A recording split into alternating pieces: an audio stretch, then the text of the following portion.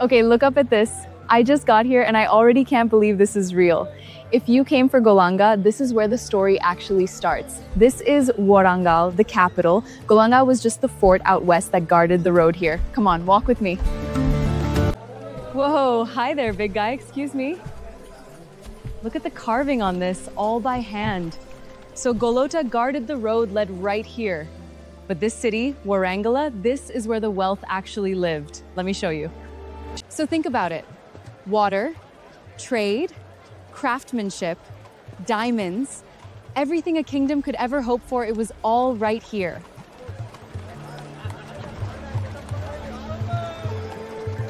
See this? A storyteller, same as it's always been. So the story goes, a shepherd out west finds an idol on a rocky hill, and they build a fort there. Golakonda, Shepherd's Hill, that's your Goloda. But that was the frontier. This right here was the heart of the whole kingdom. Look at this stall. Gold necklaces, nose rings, waist chains, just out in the open. Gold wasn't locked away in a palace here. People wore it. This whole kingdom was drowning in it. What are you making?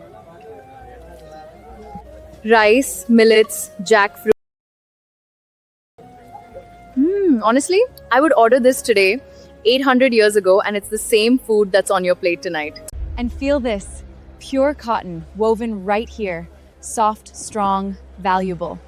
Now listen, Tegulu, Kannadi, Persian, Marathi. This wasn't a local market. Merchants crossed whole kingdoms to trade here. Come inside, feel the change. Every one of these pillars, carved by hand. The Kakatiyas were devoted to Shiva. That glowing stone in the sanctuary is a Shiva linga. And see this Nani, carved alert, head up like he's waiting for a command. 800 years still standing. Okay, watch this. This is Parini, a warrior's dance, performed before battle to call on Shiva. It was almost lost. They brought it back just by studying carvings like these on the pillars. This is what a Kakatiya army danced to before war. Now here's the real genius. This whole land is dry rock and the rain is not guaranteed. So how do you feed a kingdom this rich? You save every single drop. Stone built the fort, but water built the kingdom.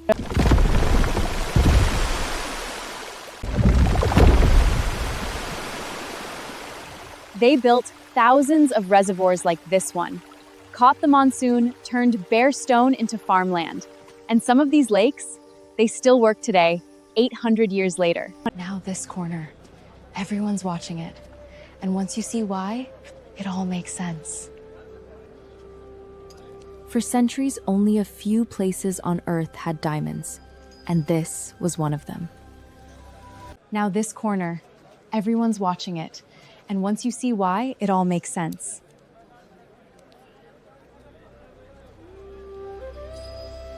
For centuries, only a few places on Earth had diamonds, and this was one of them.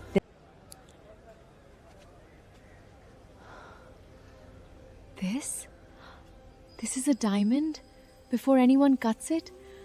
Looks like an ordinary pebble. And people crossed oceans for these.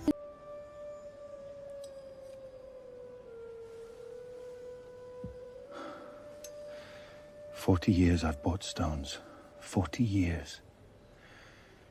Nothing like this. Not anywhere.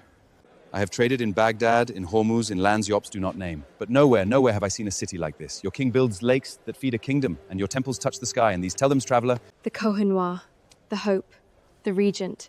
Names that traveled farther than any king ever did. I'll go home. I'll tell them what I saw here. They won't believe me. The world didn't just hear about Golomata. The world came looking for it.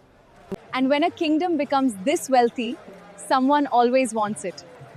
Once, this stood among the great powers of the Deccan.